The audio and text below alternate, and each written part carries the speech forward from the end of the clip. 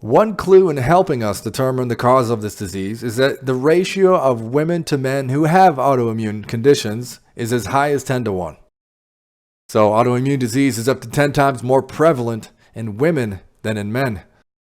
In 1990, United Kingdom scientists wrote that the female to male ratio is 9 to 1 in systemic lupus erythematosus and 4 to 1 in rheumatoid arthritis. So one of the obvious differences between men and women is the hormonal profiles. Women have a higher burden of estrogen in their bodies. So, could estrogen play a role in the pathology of autoimmune disease? It turns out when you look at some of the most common autoimmune conditions, you find that indeed estrogen levels are almost universally increased in patients with these conditions. Estrogen levels are significantly increased in patients with rheumatoid arthritis. Estrogen levels are significantly increased and testosterone decreased in patients with lupus. The same goes for inflammatory bowel disease, multiple sclerosis, Hashimoto's thyroiditis, and on and on. And even more evidence of estrogen's role in autoimmune disease on the next slide.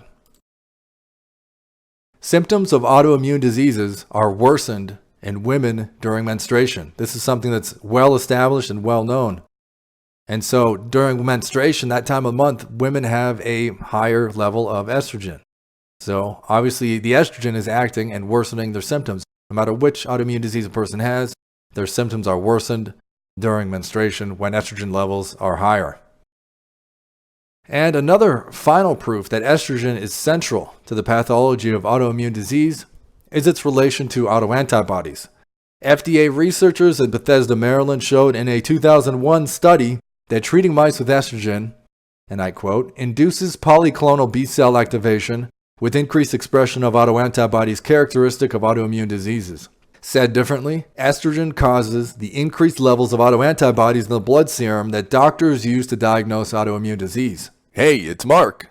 Thank you for watching my video. If you enjoyed it, give it a thumbs up. And definitely hit subscribe so you don't miss out on future videos when they come out. Also be sure to pick up my 3 free ebooks, one on chemotherapy, the other on sodium bicarbonate for cancer and other diseases, and a red light therapy dose guide by clicking the link in the description below. Last but not least, check out one more video on my channel right here, and I will see you in the next one.